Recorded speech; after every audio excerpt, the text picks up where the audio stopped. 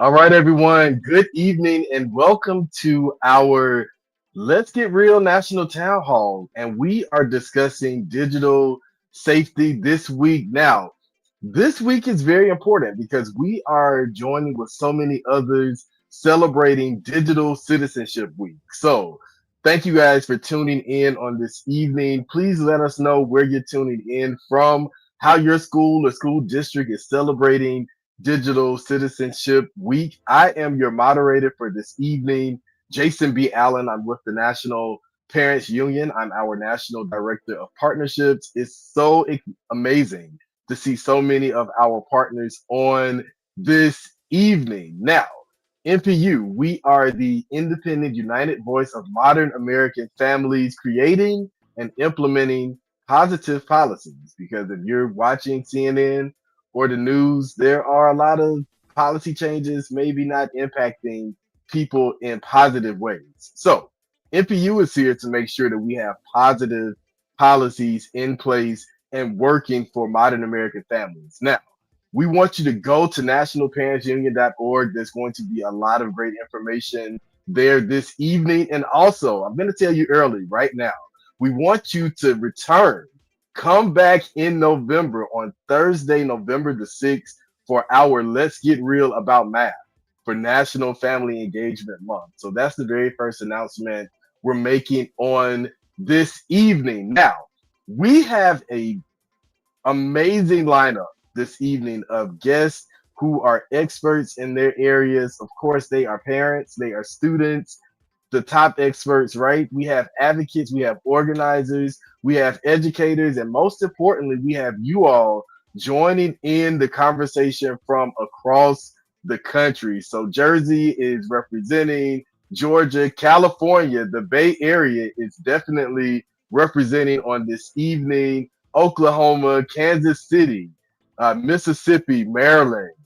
So many amazing people connected today and this evening. Detroit is in the house on this evening. A lot of parents are checking in from Detroit. So thank you guys so much for tuning in. Now, please make sure you like and share this conversation with others. I want to make sure that you are well aware of what NPU is doing around AI technology, collaborating with some amazing organizations and partners that you're going to hear from in just a few moments. So make sure that you are tuned in. You're sharing this conversation. We also have those who are viewing this on our YouTube page. All right. Those who are tuning in from YouTube, thank you for viewing this. And again, you too can also share this with others. If you registered for this event, immediately afterwards, you will receive a copy of the recording, and you will also receive the amazing toolkit.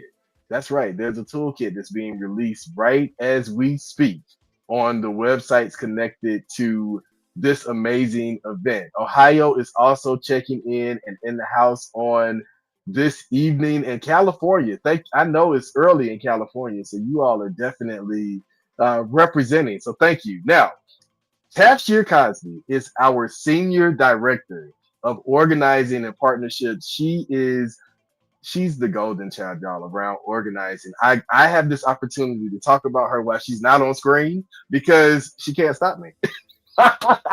So, Tafshir, we are sending you so much love. I'm so thankful that she is here to lead this conversation because she is the very first AI enthusiast that we've had in the National Parents Union, and she's really done her big one on making sure that AI technology is at the forefront of what parents and families need. And the New Jersey parents are definitely representing here on this evening. So please join me as we welcome Tafshir to this conversation, who is going to be leading us into the fireside chat on this evening. So, Tafshir, welcome to the Let's Get Real Town Hall. Awesome. Thank you, Jason. Thank you so much. As always, thank you for your kind words. I am an AI enthusiast. I know that probably gives some pause to some folks, but I am an AI enthusiast. I also understand the challenges, but I also understand the successes of what AI can do for folks and how it's actually moving our country. So, thank you all for being here tonight. We're super excited to have this conversation. We have some really fantastic leaders in this space, some folks that are really doing groundbreaking work, some folks that are working across the country with families, with other technology leaders to really move this work forward and to also do this in a safe way. So we're excited to celebrate Digital Citizenship Week. I'm here to speak with amazing leaders in this fireside chat. I'm again thinking about addressing digital safety, AI, and technology. So we're excited to bring together some amazing leaders from Common Sense Media, and EdSafeAI to discuss our new collaborative resource. Super excited about this collaborative resource that we all worked on together. It is a toolkit and a parent's guide to AI advocacy and education. You will be able to download this toolkit for your own personal use to be able to work with other parents in your area, in your city, in your state to ask important questions in schools, outside of schools, about how AI is being used and to be able to help yourself become a better advocate for AI around the country. So, during this fireside chat, we're going to explore what the guide means for families, how it supports digital safety, equity, and responsible use in schools. We are all about using AI responsibly in schools, especially when you're talking about things that are happening with our children and in our community. So, I want to introduce two amazing leaders that I have the pleasure of having this conversation with tonight. So the first is Jasmine Hood Miller from Common Sense Media, and the second is Andrea Claver from EdSafeAI Alliance. Welcome, ladies. Thank you for having us.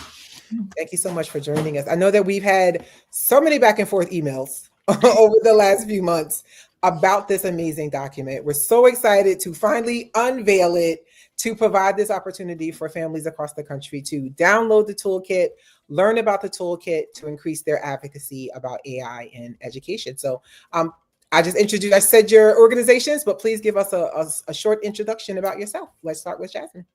Sure. Thank you so much for having me today. I'm Jasmine Hood Miller. I am Director of Family Engagement and Community Partnerships with Common Sense Media.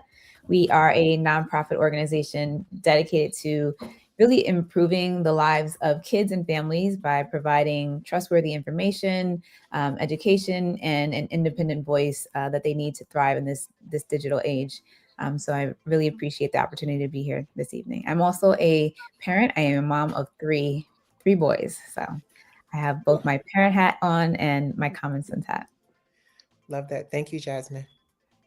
And I'm Andrea Claver. I'm the project manager for the EdSafeAI Alliance, which is a project underneath Innovate EDU. So we are a coalition that brings together members of the industry, policymaking, district, state level, kind of any audience you can think of that would have input on AI in education. We seek to bring all those voices together in order to drive safe, responsible, and effective implementation of AI in the classroom. Prior to my role with EdSafe, I was a middle school teacher, so definitely always wearing my teacher hat when we're talking about this work. But thank you so much for having me. Thank you. Thank you both for being here. So let's start off the conversation. What brought us all together, right? To like be part of this conversation. How did the three of us get together? You know, why did we come together to create this document? I started off National Parents Union. We've been interested for the past few years as to what parents thought about AI, what was happening in communities, specifically how AI is being used in education. We know it's moving fast, this technology. We know it's being implemented fast. We know there are lots of laws that are being passed about AI. So we wanted to know, what did parents think? What did parents know? So we launched two opportunities for polling, one in 2023 and then one in 2024. And with that data, we were trying to figure out how can we support parents to be AI literate, right? Not just to think about what's happening in AI in their own personal spaces, but how can they find more information about what was happening in schools? How can they find opportunities to be literate? So we actually are part of National Parents Union is part of the EdSafeAI Alliance. We're part of the steering committee, and we loved the framework that the AI Alliance has created, which is SAFE. It's for safety, accountability, fairness, and efficacy. So we loved that framework. We love to think about how we can do that and use that again responsibly. So we decided to put together a guide that really talked about using that SAFE framework and how families can be able to ask questions and thinking about that framework to show up as advocates and be more AI literate. We also we were introduced to Jasmine. We actually showed up for one of the Common Sense events where they were also talking about safety, responsibility, and AI. So we decided to join forces and create this document together. So do you ladies want to like tell a little bit more about that story? I think I've like told a little bit about like why NPU, but maybe a little bit more from the two of you. Like, why do we collaborate on this?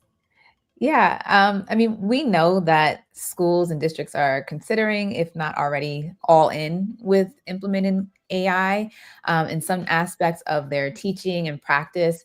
And we wanted to ensure that families were part of the early conversations and decisions being made about when and how and why AI is used for students' learning. So we've worked with Innovate EDU on National AI Literacy Day for the past couple of years. And we had been in conversation with National Parents Union about getting digital literacy and well-being resources to families. So I think I had reached out to Jason because it really felt like this was the right group to a group of folks to not only put the content of this guide together, but also equally important, actually getting it into the hands of parents and caregivers. So I think this was just the right mix at the right time. I agree. Absolutely agree there. With the guide highlighting our SAFE framework, I think this guide really speaks to the accountability piece. So that's the A in SAFE. That pillar just recognizes the importance of bringing together all stakeholders in regard to AI implementation, which includes parents and families. And like Jasmine said, we needed to provide resources in order to get those conversations started for districts and schools that might not have breached that area yet. And so this resource comes at a very timely time where we can really highlight the work being done in schools and open that door for more conversations to happen with parents. Yes, I absolutely agree. Thank you both. So we know it's Digital Citizenship Week. And why is this week the right moment to focus on AI safety and technology in education? We'll start with Andrea. Absolutely. So with Digital Citizenship Week, really highlighting using technology safely, that now does include AI. And so we need to specifically call out AI in this area because it does have a few different pitfalls that we need to be educated on in order to use it correctly. Like you mentioned, Tafshir, earlier, it can be a scary tool to use, but it can also be an excellent co-pilot. And with the right background and education on these tools, we can really move forward and use them with fidelity. So I think it's very important that we specifically call out AI in digital citizenship and all ed tech conversations to highlight it in this area. Thank you. Jasmine? Yeah, so Common Sense Media started Digital Citizen. It's I've been here almost 15 years and it's still a mouthful for me. Digital Citizenship Week. We started it over a decade ago, actually, with the idea of having at least one dedicated moment during the school year where teachers and students would focus on understanding how to be safe and responsible online. Today, with technologies like AI developing daily, we know these lessons and conversations need to happen much more than a week, but this is still a great time to highlight these topics. And actually this year, our theme for DigCit Week, which we call it for short, is digital well-being in the age of AI. And so artificial intelligence can do a lot of things. It can create text, images, videos, and so much more. It can be really useful, but it can also have impacts on well-being. And so, kids, we are finding, are fed harmful content that they may not even be searching for. You have algorithm filter bubbles, bias, misinformation. Deep fakes can be generated in seconds. And so these are just some of the negative byproducts that we're encountering. Chatbots are another. We're learning that sometimes, due to unfortunately very devastating outcomes and heartbreaking stories from parents, that teens who use chatbots for personal connection, like seeking advice or emotional support, can be harmful and even potentially dangerous. So really, it's about preparing and protecting our kids from these negative outcomes. And that requires a multi-pronged effort, but a lot of that really comes down to AI literacy.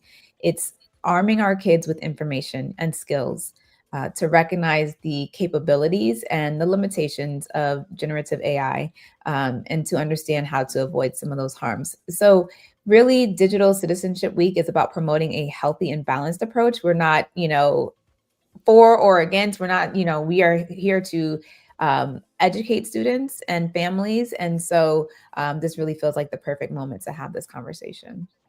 I love that so much. And thank you both. I love that, we're thinking about this from a holistic space of how is AI affecting families, and also the wellness piece. That's something we've also been really focused on at National Parents Union.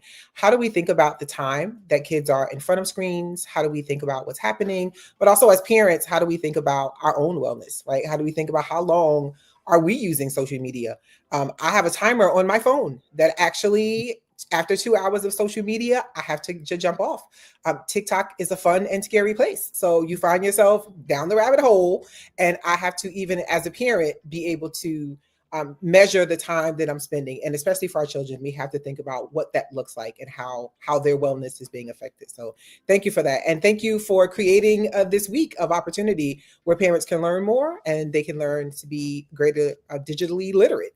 So specifically for the resource, which we know is amazing, which everyone will be able to download after this call. We know you're excited to go and download it now. We're going to wait until the panel discussion.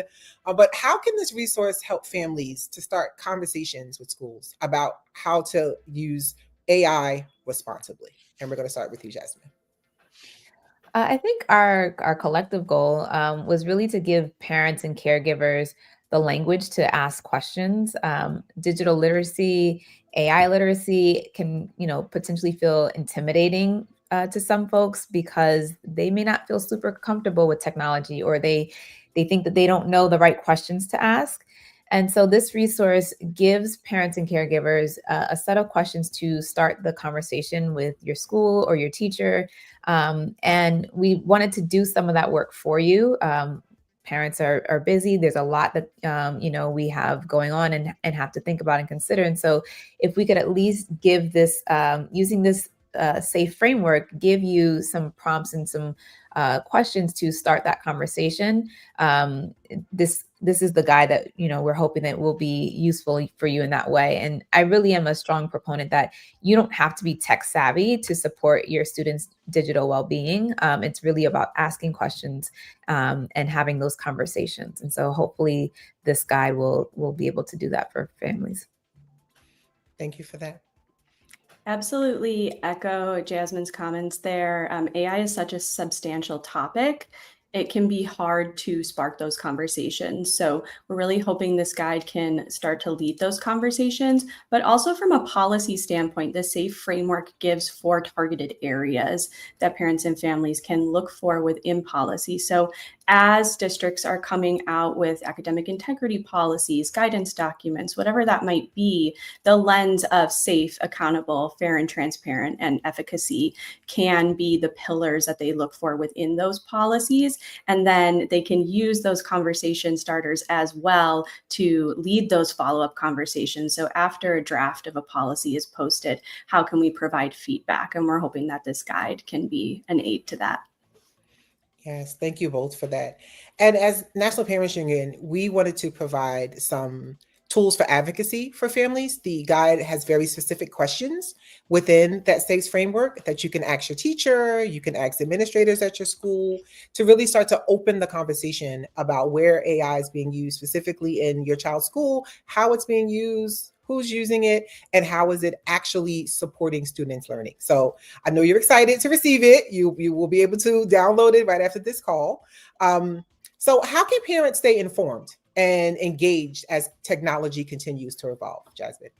Like, what can they do to stay involved? I mean, it can be incredibly difficult to keep up with every new trend, app, or new thing. Again, this stuff is coming out so quickly.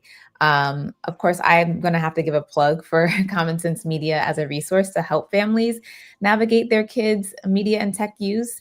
You can use our app or go to our website or sign up for our newsletter. We have a parent playbook that sends you an email with tips and advice to kind of stay on top of it all. And really, it's about, I think, having conversations with your kids, finding out what they're doing, just asking them, like, what is it that you're looking at when you're on social media, or which apps are you really plugging into with your peers, and having those conversations. So it really is about having dialogue as a family and being able to have those conversations. Thank you. I think Andrea? specifically at the school level as well, some of our work at the EdSafeAI Alliance is with our policy labs, which are schools and districts that are implementing policy.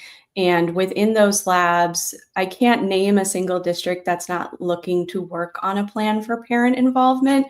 So just keep looking for those opportunities, contact your district or your school, and see what opportunities they might have coming up the pipeline. You are welcome to be involved in these conversations. You should be involved in them. So don't be afraid to reach out. I know it's easy to sometimes think, oh, I don't have a place in there, but you do, and your voice matters. Yes, absolutely. So thank you, ladies. The time has gone by. If you stay, make sure you stay for the rest of this conversation. You will see these two ladies again, joined by an amazing panel of leaders and students and parents who are out here really thinking about digital safety and what we can do to make sure that parent voices are part of this conversation, and make sure that we are all thinking about how we are using AI responsibly. Thank you both for this conversation and for partnering on this amazing guide that you will be able to download after the next sessions. And I'll send it back to you, Jason.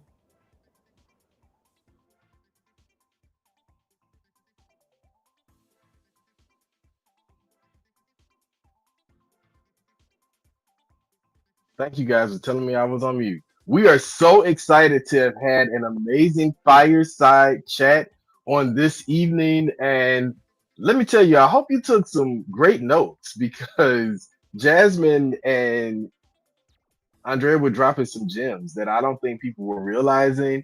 And Digital Citizenship Week, for those partners who are on, I know they are excited about this, because schools across the nation are really helping not just our students, because some of them are really incorporating parents and families, which we love, but it's really intentional around helping to equip individuals with the skills to navigate in the digital world safely, right? And this is important because later on in the policy corner, we're going to hear from Christy, we're going to hear from Lon, and we're going to hear from Ariel Taylor Smith, who you all know always brings it for the policy corner around an amazing policy and piece of legislation that NPU stood behind and helped get in motion, which is the Kids Online Safety Act, right? We're talking about Digital Citizenship Week. There that word is again.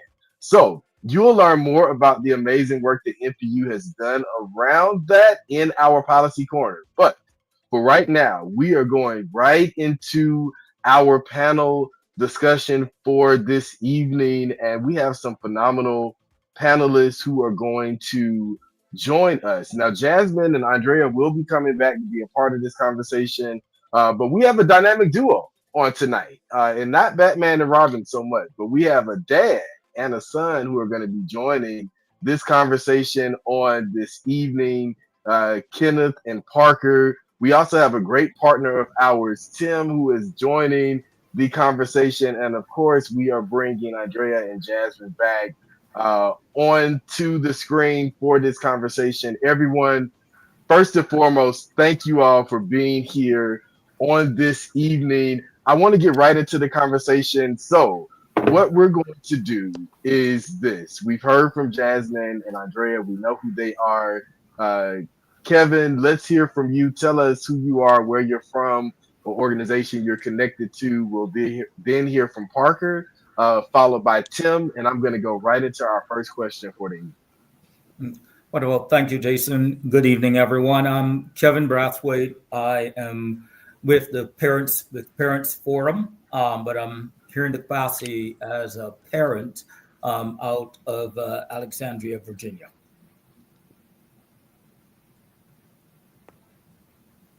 Hi, my name is Parker. I'm a 10th grader, and I'm also living in Northern Virginia. Hi, I'm Tim Taylor out of Sacramento, California. It's tough to follow Parker. It's good to see a student here and out here in beautiful Sacramento. Awesome. I know Sacramento is nice right about now. And let me tell you, Parker is a hard act to follow. I And know. it's so important to have this amazing panel on this evening because digital citizenship is important.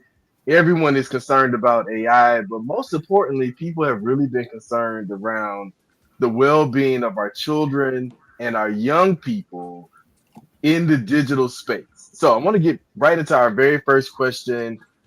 What are the fears of adults, parents, caretakers, teachers, educators, advocates, policymakers regarding AI and the usage of AI in the classroom? And let's start with Kim first.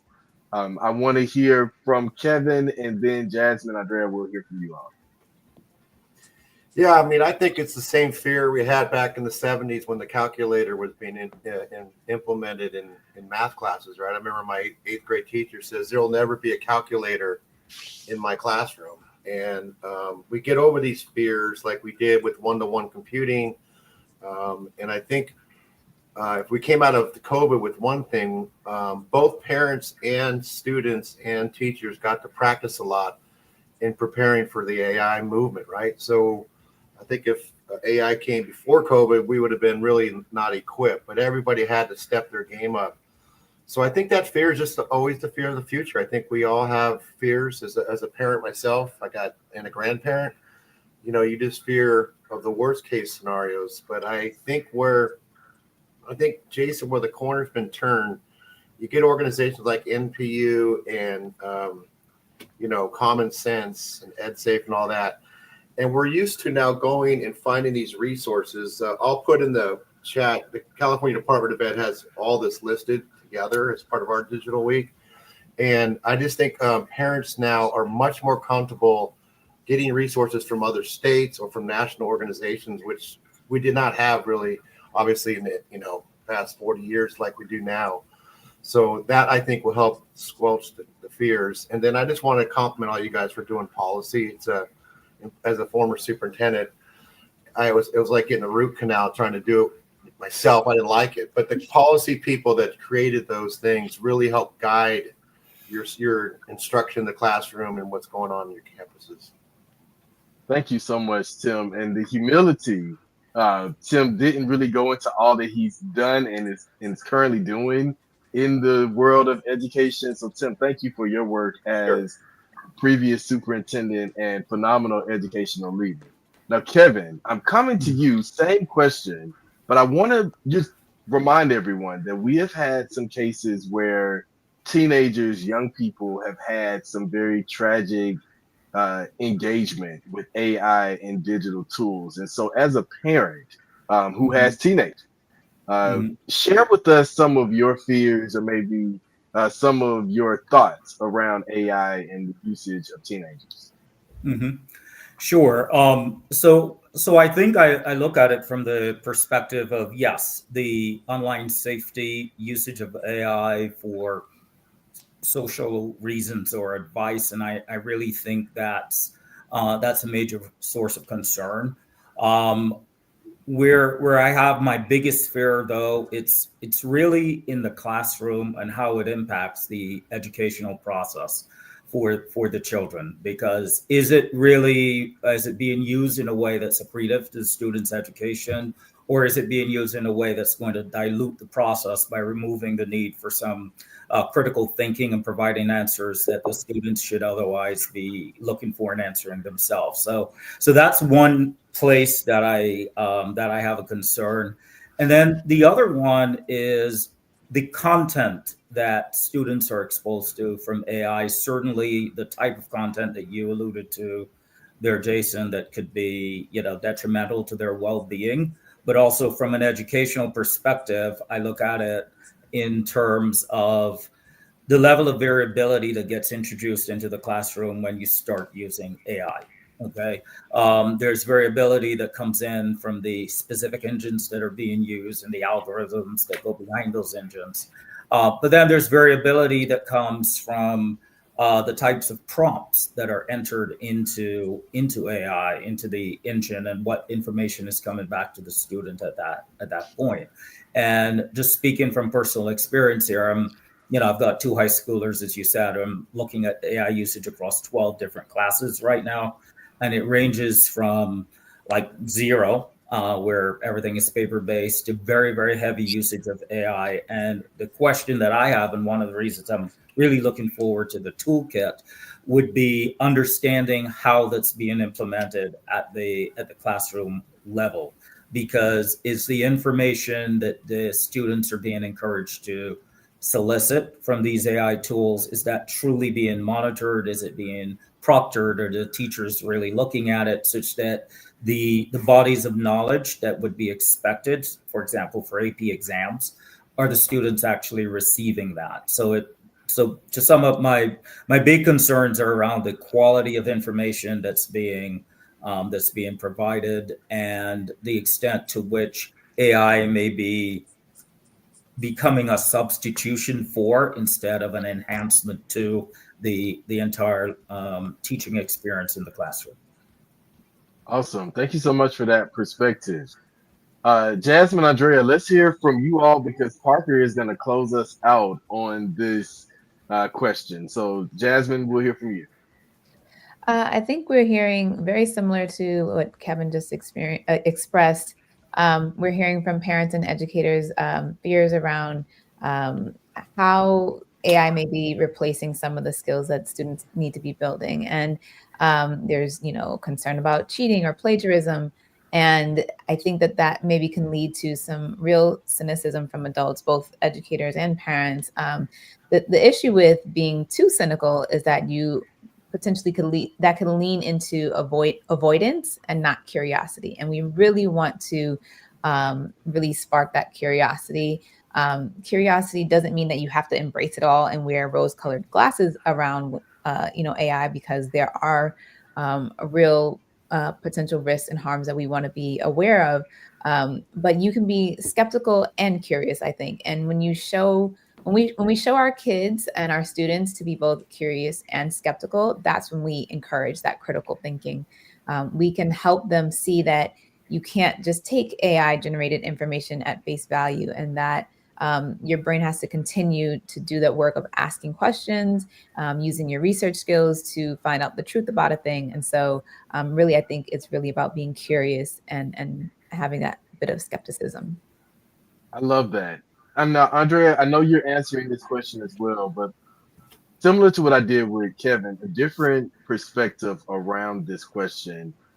Digital literacy, AI literacy all play a role in this. We've seen a lot of school media specialists or librarians be removed. And we know that these are the persons that help our teachers in supporting research, helping our teenagers and our young people understand the difference between what's real and fake news.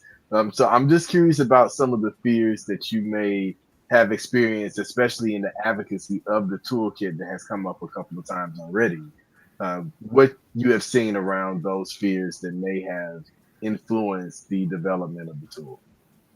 Yeah, absolutely. So a lot of the fears I see around AI literacy and digital literacy specifically are in terms of equity and just gaps forming. So when we look at a school district who might be taking a more voluntary approach, they are having staff members that are really champions of AI stepping up, and then maybe some still holding back, which at the end of the day then impacts our students, because a teacher who has been trained in AI literacy is going to take it back to their classroom, but then a teacher who hasn't, those students are not going to get that piece. So one of the things that we aim to do through our work at EdSafe is create a policy stack that includes a system for AI literacy that aims to bring all teachers up to speed, at least give them that foundational point where they know how AI works, they know the pitfalls of it.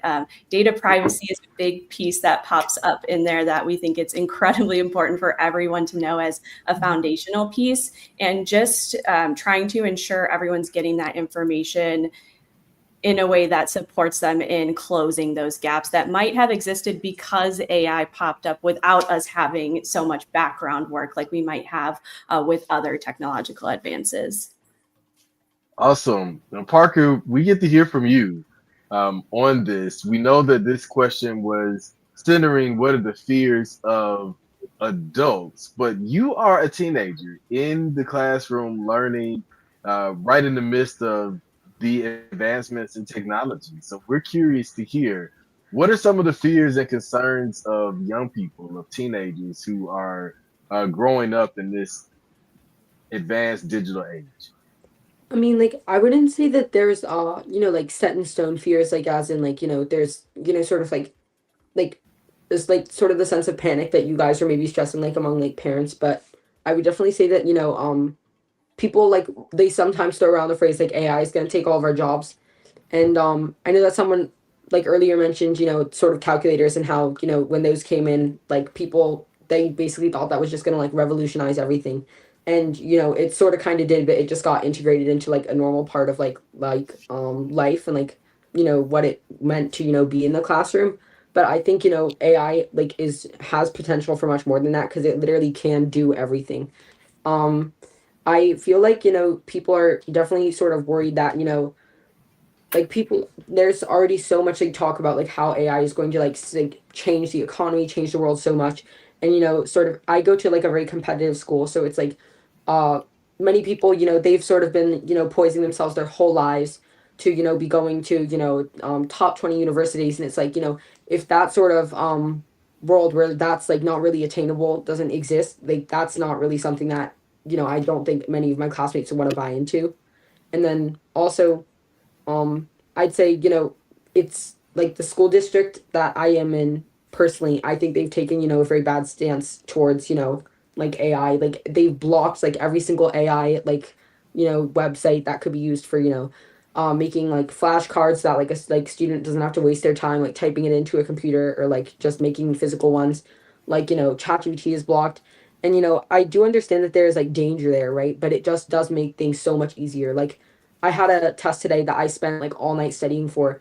And like if I didn't like have like ChatGPT there with me, like I probably would not have been able to work through some of my challenges and I probably would have performed worse on the test. I really do think that it just comes down to, is the person who's like utilizing AI really like going to be using it responsibly? And, honestly, if the answer to that question is, no, then they should probably just use it and find out what's going to happen. Not going to lie. All right, I respect your perspective and very good points that uh, automation has changed over time. And how do we use this tool to uh, improve our way of living? So, all of these answers have been phenomenal. That was the very first question, and I do agree with the comments. Very well said, Parker. Now, for this second question, we definitely will hear from Parker again, and I also want to hear from Andrea and Tim. As technology is advancing, this is a huge concern of parents, families, and we've also heard from some of the teachers and educators within our network. Is it harder to pinpoint cyberbullying, which this has been around as long as technology has been in the access of children, but as we are in a state of evolving technology, we are seeing more children being cyberbullied, being attacked online, being ostracized online for who they are, what they believe, where they live, what type of clothes they wear, et cetera, so forth. So, Let's hear from Tim. Andrea, we'll hear from you, and then Parker, of course, we'll close out again with you on this second question. Well, that's a great question. Yeah, I think it's very sophisticated now, right? I think when we were dealing with bullying and cyberbullying 20 years ago, it was pretty obtainable to grab a kid's flip phone and track down that. But now it's really complicated, and we see the mental health crisis in a lot of our children because of that, right? We see a lot of kids getting bullied relentlessly, and it's hard for the technology departments in schools to keep up because it's so rapid, right, and so sophisticated.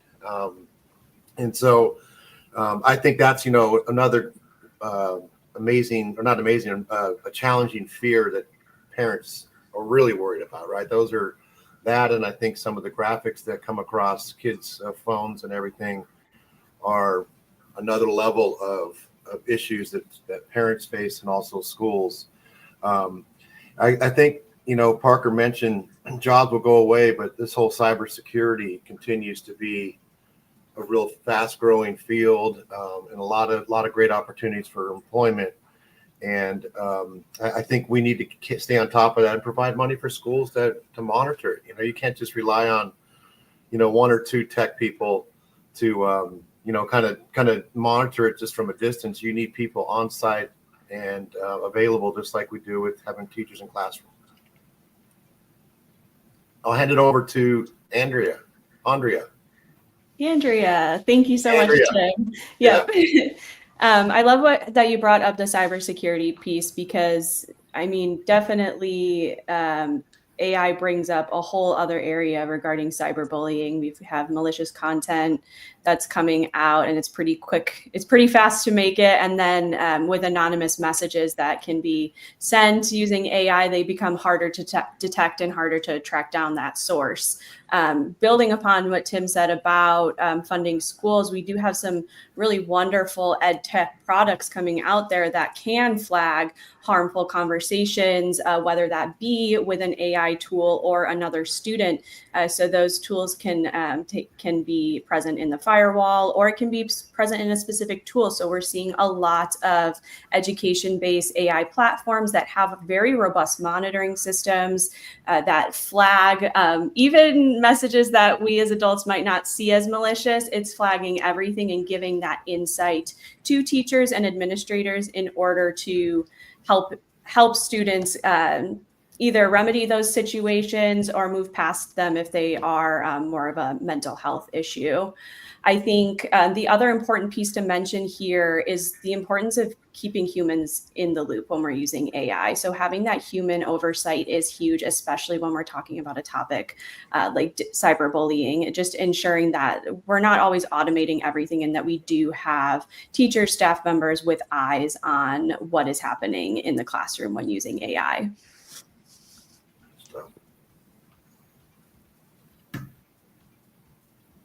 I will toss that over. I think Parker's up. Yeah, he's okay. Yeah, I definitely think cyberbullying is like a huge issue. Like there's like so many people who are like coerced into doing things, and get themselves entangled in like really horrible situations like mentally because of it. But to be honest, I'm not really sure how AI would like play a role in that. Like I think like one of the main like things that people would use to cyberbully now is like Snapchat, because I know that like is really popular. Like I Snapchat, like I know like I use it sometimes, but like people that like message will just like go away after a certain amount of time. So it's like after like 2 days it will just like be gone, and it won't like be on like the record anymore. But to be completely honest, I do think that there's like sort of like a broader like cultural shift like among like people like my age and like among teenagers that I definitely saw while I was like in middle school, and even like in high school now. And it's just like that a lot of like kids, they just genuinely do not care about what they're saying. Like they'll be saying racial slurs, they'll be saying sexist things, they'll be saying like all sorts of just like horrible things like in the hallway, like, and there's no teacher around, no one heard, everyone heard it, but nobody's like really doing anything about it.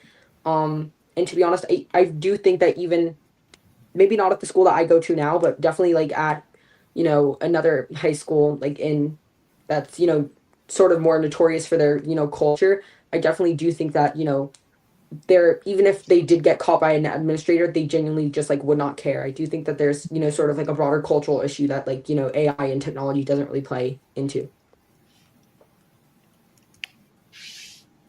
All right. We are in good timing, everyone. I think that we can get a couple of more questions in. I want to go to question number 4. We're going to hear from all of our panelists in this order. We'll hear from Kevin, followed by Tim, Jasmine, Andrea, and then Parker. Very curious about this. In what ways are schools including parents and families in safety measures of student data? We heard about privacy earlier, which is a huge uh, part of this conversation, and the toolkit. So, Kevin, let's hear from you first on how you've been included in the safety measures around student privacy as having students in public education, and then we'll hear from others who are connected. Sure. Speaking strictly as a parent here, the answer is I don't think that parents have been included, or certainly I haven't been. There are policies that are published, and and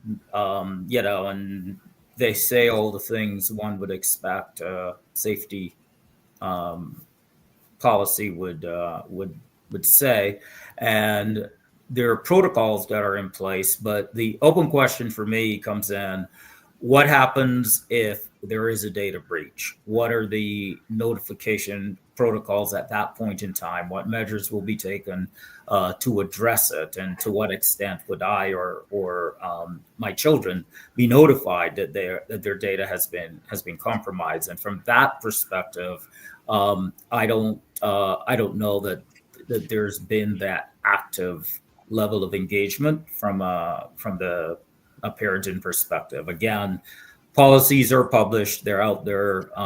We can read those, but I'm not sure that there's anything more active than that being deliberately done to include parents.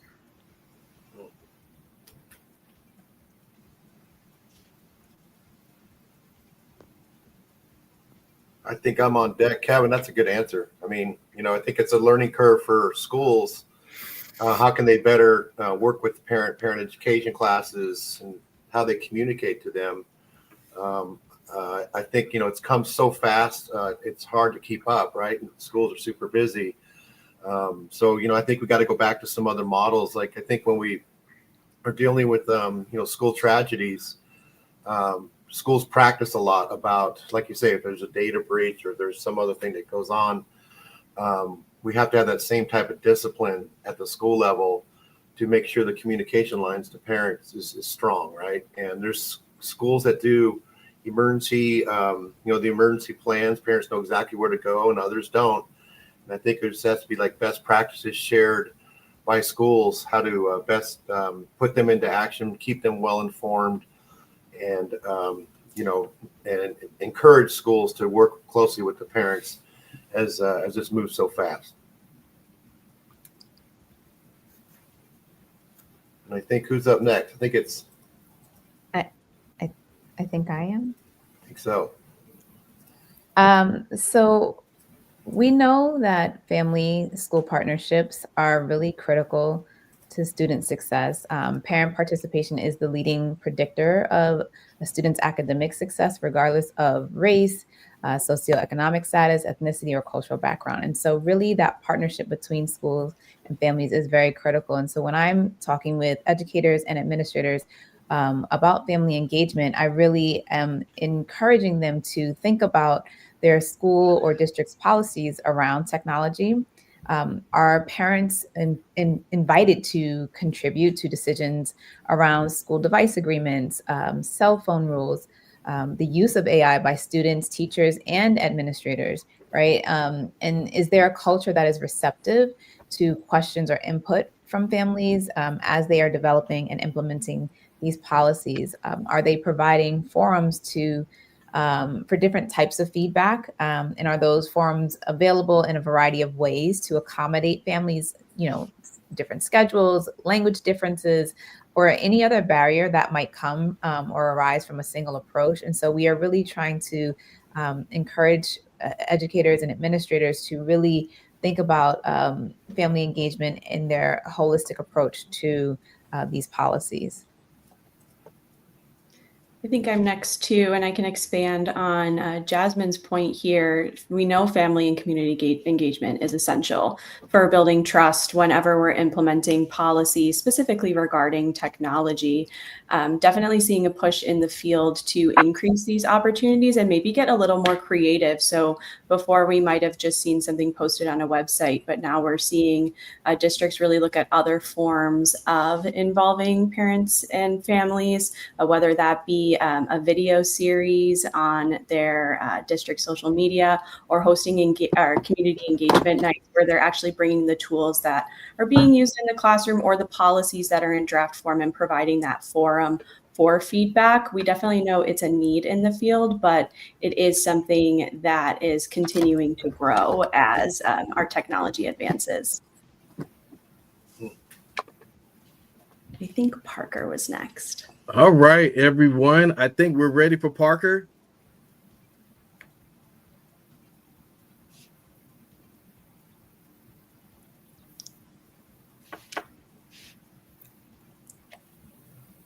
I lost his feed.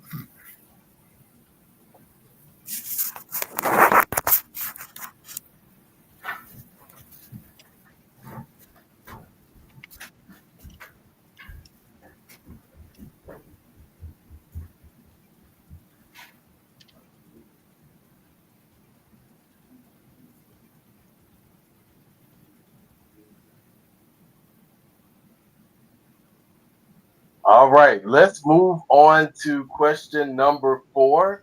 In what ways are you seeing AI tools being utilized to improve student learning? And we will hear from Tim, Andrea, Jasmine. Yeah, I teach at the college level, and that first wave of AI came out. We were not prepared at the university level. I think it's quickly. If you look at all the conferences that are going on right now, you're seeing AI there's AI days, there's AI on almost every single workshop has some AI component to it.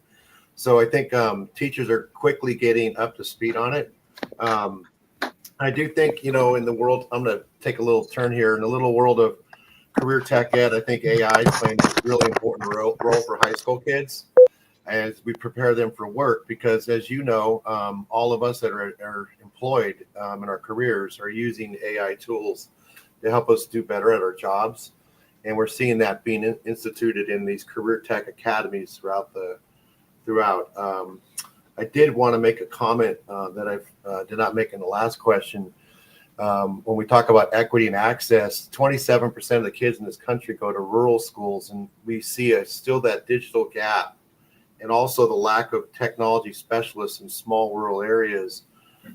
So those kids are having less access to tools and AI access. And we saw it clearly during COVID when many of the schools in rural areas did not even have broadband access at home. So it's changing, it's moving fast, but they're still behind. And I think that the tools we need to ensure that all kids have access to those tools. Good question. Hey, Parker's back. Oh, hi. Sorry. There was something wrong with my iPad. Welcome back. Basically, what I was kind of trying to say was that I didn't really know much about the data storing measures that the county. Can you hear me? Yeah. Yeah, we can hear you. I just didn't know much about the data storing capacity of the administration of my county and my school district, but I was sort of confused to hear that was an issue, because in my mind the school district really shouldn't have much more than your name and your address, right? and maybe just like an academic record. And so just to hear like that is an actual like concern for people, like, you know, that really does like, you know, concern me, and it just like makes me, you know, sort of question, you know, does does that, you know, why is that a concern? You know, what does the school district, you know, what does it, you know, have on, you know, its students that, you know, is at risk?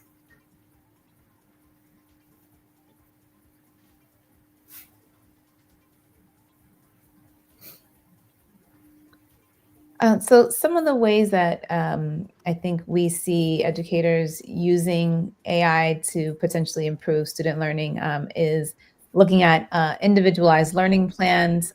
We know that teachers are using it for actually many different ways, right? Lesson planning, um, creating accommodations or behavioral plans. And so there's a lot of promise. There's also probably, honestly, a lot of hype around AI, kind of to be that new savior of education. And I think that educators are being cautiously optimistic. They are thinking about, you know, making sure that they have um, the skills and the tools that they need to be able to use it positively for their students' learning through professional development and in these conferences and all those areas. And it's funny, Tim, you mentioned you as a college professor. I was kind of playing around with an AI hallucination tool where it gives you 4 statements and you have to identify which one is not actually true. And it reminded me of when I was in college and my professors were still not comfortable using for us having used the internet as a source. And so we still had to go to the library and, you know, be able to cite our sources. And so I think that now with these new tools, it's still kind of the same thing, right? It's that critical thinking. It's being able to, you know, go a little bit deeper and be able to do research, have those research skills. And so I think that we can see it is the fundamentals are still there, even though the tools might be a little bit new and different. And so I think students have that opportunity to continue doing that with AI.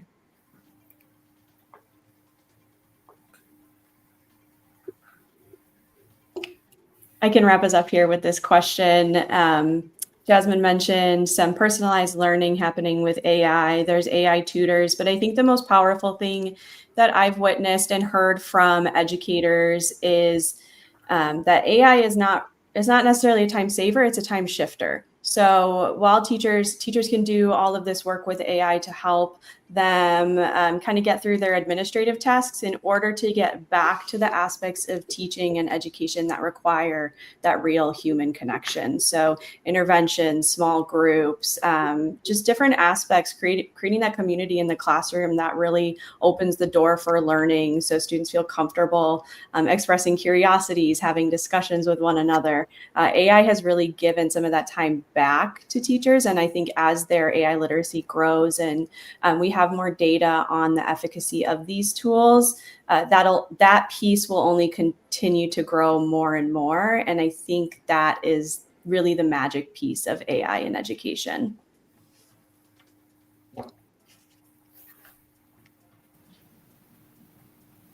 That's it. Yep. Back to you, Jason. Please join me in thanking our amazing panelists. They did a phenomenal job on today. And we are super, super excited to have had them be a part of this phenomenal conversation. Now, we are getting ready to go right into our policy corner. I'm waiting to see if Christy is available and ready to come on. And she is. So, Christy is our National Organizing Director. She is joining this conversation and is going to take over for the policy corner. Now, listen, we are providing policy updates and also calling you all to action. And we have an amazing partner who's going to be joining us, and the Ariel Taylor Smith. So, again, thank you to all of our phenomenal panelists. And Christy, I am passing it over to you. Jason, thank you very much. And thank you everyone for taking the time to be here with us on this live conversation. Just to rephrase what we've been saying in the chat, for those of you asking if the recording is going to be available and if the resource is going to be available, yes, if you registered for the event right after this call, right after this town hall, you will be automatically receiving the recording. And also you will be receiving access to this amazing resource that I for one, as a parent, have been really looking forward to get my hands on. My name is Christy Moreno. As Jason mentioned, I'm the National Organizing Director with the National Parents Union. And I am very excited about this conversation today. Quite frankly, I did not know Digital Citizenship Week was a thing until we really started planning this town hall, and I started having access to all of these amazing conversations and connections. And I want to take us back to what Tafshir mentioned earlier during the call when she was on screen. She talked about NPU doing some polling both in 2023 and 2024, where we were doing this national poll, taking the pulse of parents nationwide on what they were feeling, what they knew about AI, about technology, how they were feeling about cell phone bans coming to their states, coming to their school districts. And I remember having very strong opinions back then because the context that my children were in back then was very difficult, right? We were dealing with cyberbullying. We were dealing with also the new technologies that were still very much in an experimental mode, right? And also as a mom trying to give my children access to technology, well, I knew that they knew always know much more than I do, right? Like still today in this day and age, where I think I'm much more connected to technology, a little bit more digitally literate and AI literate. Kids, they pretty much have, this generation has grown up with this technology and they know how to use it sometimes better than we do as adults, quite frankly. And so I am very excited to have this conversation and to bring these two amazing experts here on stage, on our digital stage with us. If Jason, you can bring them forward. I am very happy to once again, like Jason said, introduce our NPU Senior Director of the Center of Policy for and Action, Ariel. Is Ariel there? Is she there yet? Taylor Smith. Hi. And hi. And I'm also very excited to hear directly from Elin. Elin, am I pronouncing your name correctly? You have full poetic license. I say Ilan, but that's lovely. Ilan. Okay. See, I always want to check. Ilan Gebner-Dales with Social Emotional Learning Alliance for Georgia, SEL for Georgia. In this conversation, where we're really going to touch on policies, right? Policies and practice and what we're seeing now that we see lots of policies. Some states, for example, I'm in Missouri, and we actually have a state-wide ban for cell phones bell to bell. And quite frankly, this legislation came about very quickly without any parental input, without parents knowing what was going on. Suddenly there was a special session and the bill became a law. And here we start the new year not knowing which school districts, is it wide? Is it public charters too? Like, how is this going to work out, right? And so I'm just very excited to have both of you here. I know that you lead very, very busy lives and families too. Ilan, I have been looking at your Instagram and all the amazing tips and information that you have made available to the public and to parents and educators and youth as well. So very excited to have you here. Also want to let everyone know, please check out, you can just Google Rolling Stone. Ilan has an incredible article there titled Beyond the Ban Replacing Phone Addiction with Presence in Schools and at Work. And I really like the subtitle there. And I'm going to read it because it really hit me hard. It says, for a generation of students who've grown up tethered to devices and the parents who often modeled that dependency, this change won't be easy. This is all of us, right? We've all been hooked to technology. We've all been, we all walk around with our cell phone. We're all so much invested in our time and our energy and our information consumption and all the rest that I feel as a parent and as an education advocate and working with a lot of families, that we really need to make sure we want to know what's going on in schools, what's going on with policies, and what are the new things that we are seeing. So I'm going to start with this question, and I would love, Ariel, if you want to kick us off with an answer here. How have changes to cell phone policies in schools impacted students thus far? Where are we right now? Hi, everyone. Thank you so much for having me this evening.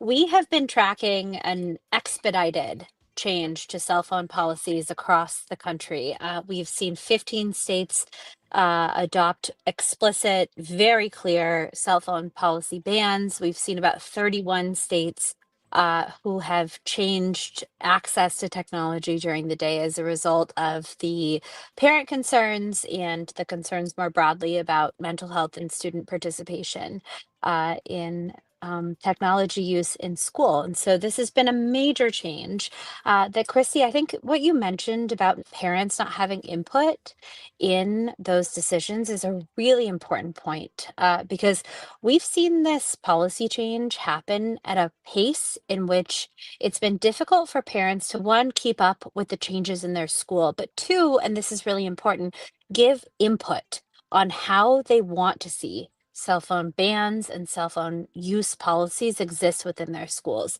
As Christy mentioned, we've done a number of polls on the issue.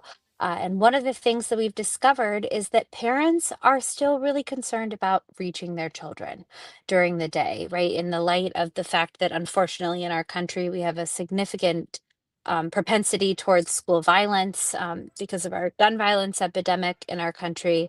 And we also, unfortunately, our schools do not have a great track record of communicating with parents. And so parents are still very interested in, with regard to our polling, in being able to communicate one-on-one with their kids. And so that's something that's been really important to consider as we've been assessing cell phone policies across districts and across states. The other thing that I think I'll just mention is when it comes to social media and age verification and online safety, that's something that's totally different to parents than cell phone use in schools.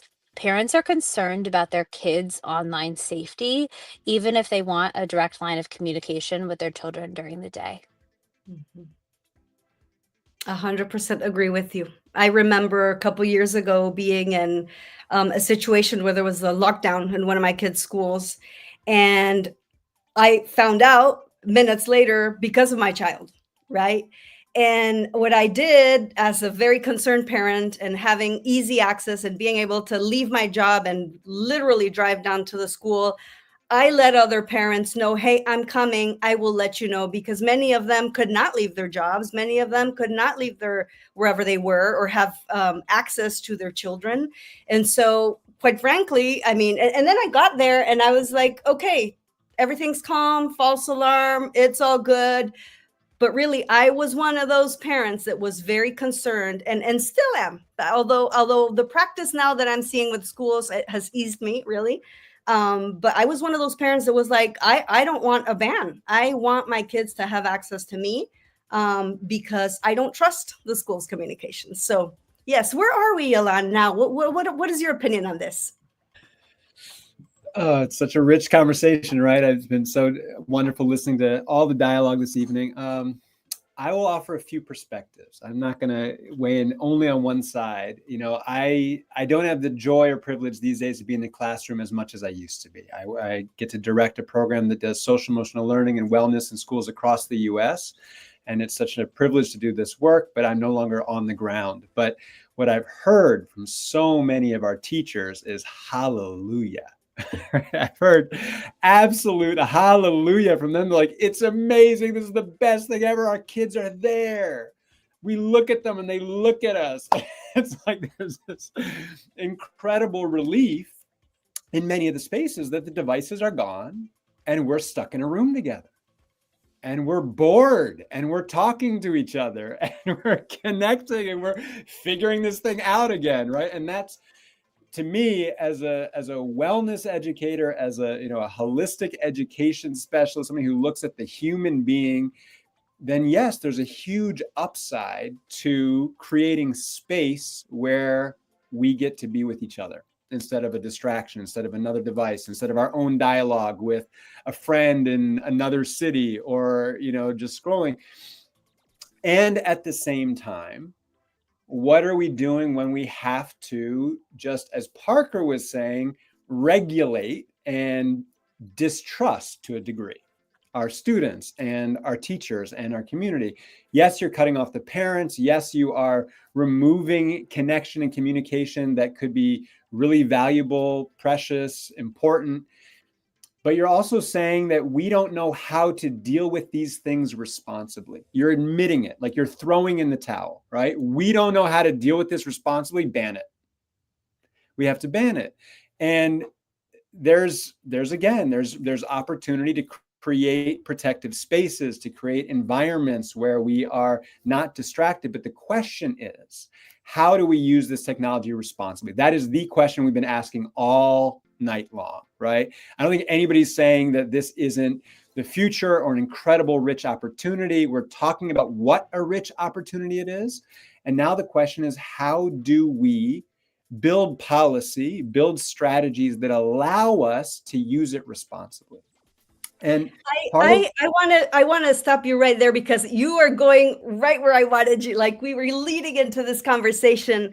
In your amazing article that Tafshir has dropped the link there, there's a line that says, real change isn't just about stopping a behavior, but replacing it with something better. And that really hit hard. Like, when I talk about the disconnect between parents wanting to know what's going on in the school and us not knowing, because it's because we don't know what's going on. We want a little more communication. We want to know what's going on in classrooms, and you are the expert in this. And so my question to you is, how are these tech-free zones in schools, now that we're seeing and that you're hearing the hallelujahs from the educators, how are they improving the social and emotional development of our kids, the engagement? What is going on? Tell us what you're hearing on the ground. Yeah, well, there's two levels. There's the byproduct of regulating, and then there's being proactive. And I would say that they're two different things, and they're two different opportunities. One is simply to say we're going to remove something.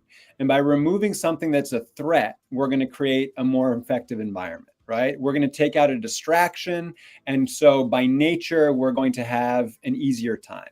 And that's all well and good, but none of us like getting something taken away. Right? None of us like getting our resources removed from us. None of us like getting our independence taken or curtailed. It's not a great feeling if something has to be removed, although still there's an opportunity there. What's richer and is happening is people being intentional. People now saying, okay, why are we removing this? We're removing this because we are going to lean into our humanness. We're going to lean into our connection. We're going to lean into our peer work. We're going to lean into working together, right? We are going to focus on the human being and not just the information. And if we can take that lesson, then there's a huge opportunity here. If we can learn, what are these devices? What is this technology doing to our attention? Right? I mean, the science is so clear. The neuroscience and what happens to our attention is so rigorous. So if you can understand that as a student, as a parent, as anyone, and then say, okay, so I need to be intentional. If I'm going to live a world where I have dopamine hits every 3 seconds for every tweet I see, then how am I going to actually elevate my mood without this, right? How am I going to learn to be present and focused and connected? Right? Social connection is one of the absolute keys to mental health and wellness. We learned that in COVID, right? What disconnect can do. But the reality is these devices that give us connection don't actually give us connection, right? They give you a false layer of connection, but we need real interconnection. So the point I'm getting at, and it's a little bit of a circuitous conversation, but how can we as educators and as parents be very intentional about creating space for connection, for our well-being, for calm, peace, focus, presence, right? If the devices take us away from presence, how do we build presence? How do we build in moments of restorative practice where we restore our brain, our attention, our breath, our mood, right? these things where we get into our body and out of our mind and our just constant engagement are critical. So to answer your question, schools are creating those spaces where the classroom is now free of XYZ and saying, well, what else can we put in this container to help us be more connected, more present, more focused, more effective in working together. And when they're doing that, then they're really equipping people for skills they need lifelong to use these tools well. Can you give us an example of one of these practices or strategies? Like, I know we talk about wellness, connection, but you hit some great points in this article, like rethinking collaboration, investing in mental fitness, educating on distraction, reward focus, not just output. Can you give us a tangible example of what this is looking like in the classroom? Sure. And some of those examples I gave were kind of geared towards the workplace. Those are the nature of the Rolling Stone council culture. But in schools, it looks like, say, doing a reset at the start of class, for example. So you're coming in after recess or after lunch, and everybody's scattered and frenetic, right? And we're all wired, and we had whatever we had in the cafeteria to eat. And now we're going to come to have class. And you can take 90 seconds, right? And do a little guided relaxation or a breathing practice, for example, that are going to center you, focus you, and bring you into that space, right? Or you can do a process where you get to connect with each other and you can have short dialogues and short discussions that are going to build real relationship between people. Because how often are we around people who we know and we don't know them? Right? And so if you're going to build the social fabric, you can spend just 2 minutes to have a rich dialogue that isn't necessarily related to the subject matter, but what you're going to build is you're going to build a classroom that's more connected, happy, present. And that is fertile soil for the greatest lesson plan you're about to deliver, right? You can be the best educator in the world. You can have a beautiful lesson plan. If your audience, right, if the classroom is stressed, unavailable, preoccupied, upset, exhausted, good luck, right? But as schools are starting to realize that we can address the state of the mind with just a few moments of highly efficient neural restorative practice, right? Then you are able to create fertile soil in these minds, and then you can teach, right? And you can learn and you can work together and you have much more fun. Thank you for that. I have a friend who's an educator in high school, and she posted a picture. It was one of those hallelujah things, a picture of her students. Obviously, you know, she didn't show their faces. And she's like, they're playing Uno, you know, something. And it was not just the playing Uno, but they were all connected. There was joy, there was connection, there were relationships that were being built. So yes, something as simple as making space for that connection is just really seeming transformational in schools. Thank you for that. I'm going to move on to our next question. And Ariel, I know you have a good pulse on this one. What are we seeing as far as the impact of these policy changes and how, whether it's the bans or engaging with new technology, AI-enabled technology in schools, are they improving attendance? Are we seeing more engagement? How are we what is the impact in real time that we're seeing? I think that's such an important question. I should start this by just prefacing this by telling you that I was a high school teacher for 5 years during the beginning of the Snapchat days. And I was a psychology teacher that taught kids about neuroscience. And so was able to be like, hey, you know, this cell phone is causing you to have a lack of development in your prefrontal cortex, and like your amygdala is making decisions for you as a result of your reliance on technology and dopamine hits. And so I really appreciate what Elon said about that, and that resonates with me as someone who was a classroom teacher for 5 years, who dealt with the probably the first generation of high school students who had you know, a propensity of devices in the room. And I will say that, you know, there's two things. The first is that this is a classroom management moment for teachers, right? This is an opportunity for teachers to say and dictate rules and also dictate healthy behaviors around cell phone usage in schools. We've seen a lot of really interesting digital literacy frameworks come out from states that help kids understand how to use devices in a healthy way that's not, a dependent way, similar to, addictive behavior in other places. And I think that that's a really important distinction. We've seen California do a lot of really interesting work around adopting digital literacy standards. And I would say that that's a really important way of teaching kids about this moment in time, is not don't use those devices, they're bad, because they're integrated in all of our lives. We know that cell phones are here to stay. We know that, so unfortunately, like, social media is here to stay. We all have to make individual decisions about how we use and engage on our phones, on our social media platforms, throughout the day and throughout our careers. And kids are going to be faced with those same choices. And so giving them, in some cases, these cell phone bans, which I would equate to a similar as an abstinence only curriculum, right? Like, that's not going to help them long term. They have to learn how to use these devices in a healthy way.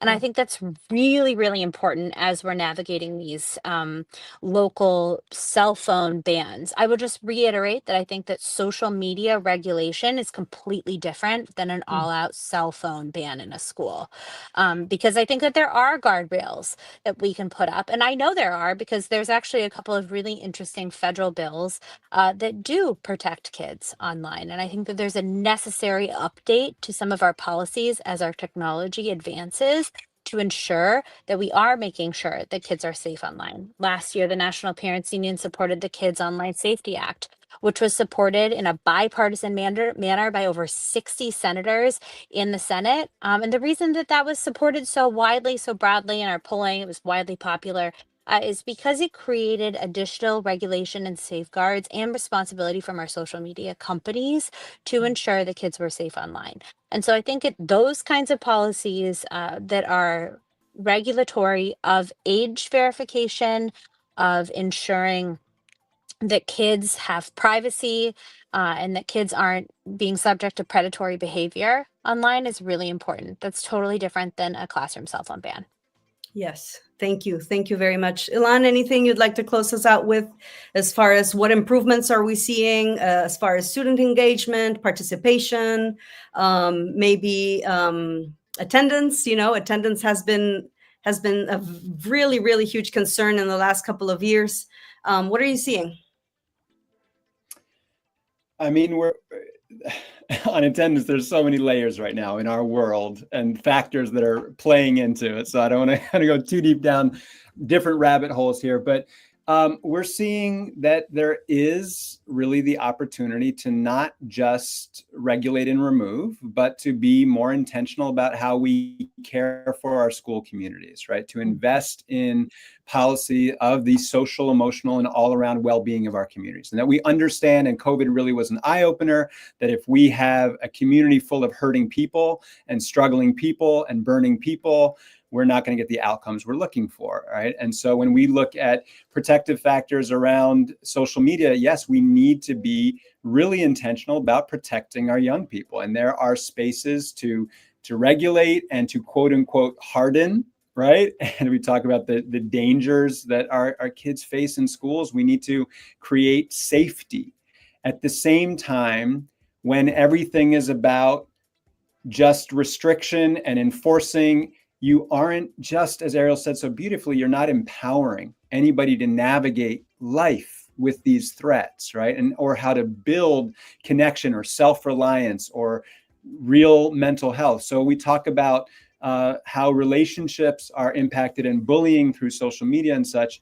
And yes, we can guard against it, but what we can also do is really invest in how young people connect with each other and how they respect and treat each other and how they navigate harm, restorative practices when there's a conflict, when two people hurt each other. Now, what do? Do we just punish? Does this go straight to punitive? Or are we finding a way to connect, to reconnect, to rebuild, and to restore? When we learn how to be intentional about our internal restoration and our inter-restoration between each other, then we build thriving communities based on thriving individuals, right? So as we is we look at AI as being a threat to us. We need to also really invest in us, in thriving individuals, right? In thriving communities. And there's so many things that artificial intelligence can do to us, but we have to really understand that nothing can replace our absolute intelligences, right? Our social intelligence, our emotional intelligence, our intuitive intelligence as human beings. And we need to create space in our educational spaces to really put attention on those, not just on content as in information. If everything is about information, then artificial information is problematic. But if what we're really looking at is how people work together, if we're really looking at is how do you build communities and relationships that thrive, AI can't touch us, right? And so now we've got our attention on the right thing, just as we're equipping people to use these tools that are incredibly beneficial in their capacity to save us time and access information and solve challenges so that we can have more time for what matters. And this is the last piece I'll say. There's this thing that Parker mentioned about the fear of, say, lost jobs.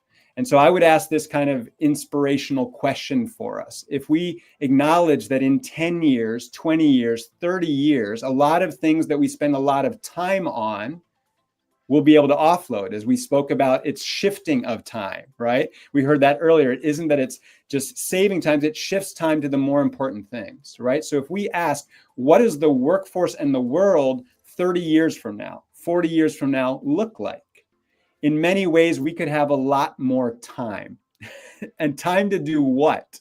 And do what with ourselves and what matters. So I know I'm going a little esoteric and big vision here, but if we're talking about education, we're talking about preparing our young people for the future.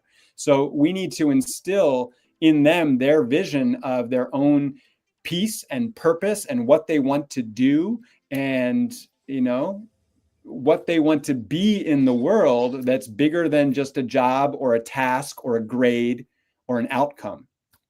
And that's the upside of this adventure we're on. Ilan, what a beautiful way to close us out. I'm very grateful for your wisdom, the practice that what you do, how you share, how you support educators as well. We're very grateful to you. Also, Ariel, thank you so much. We know you're in traveling mode. You're very active. I know you're on the ground in DC right now, specifically working on policy that benefits students and families. So we're very grateful. Before we go back to Jason, closing this wonderful town hall out, I do want to remind you, this is my call to action. Check out that guide, check out that resource that's going to be shared with you right after this call, and make sure that you're taking note of all of those things and questions that are there for you to start the conversation with your school leaders, with other parents. How are we learning about these policies? What can we do in our learning communities to make sure that not only are we keeping our kids safe, but that we are embracing technology in a responsible way, and that we are actually also guiding those conversations about policies and practices that surround our children and their day-to-day. Thank you very much to everyone. Jason, back to you. Awesome. Thank you so much, Christy, for an amazing policy corner. And let me tell you, they were fired up and ready to go. That was some great information. Listen, inside of the comment section, you will have a link for the Let's Get Real About Math National Town Hall in November as we celebrate National Family Engagement Month. You will be receiving right now in the next minute the toolkit and the registration link if you are registered for the event. Now, thank you for all of our participants, everyone on this evening. We are so excited again about this conversation, and we want to say we will hope to see you again in November as we get real about math for National Family Engagement Month. Again, nationalparentsunion.org. If you want to access the toolkit right now, you can type that in and get the information. But until the next time, thank you. And don't forget, in November, we are going to get real about math. Peace and love, everybody, and we'll see you on the next go round.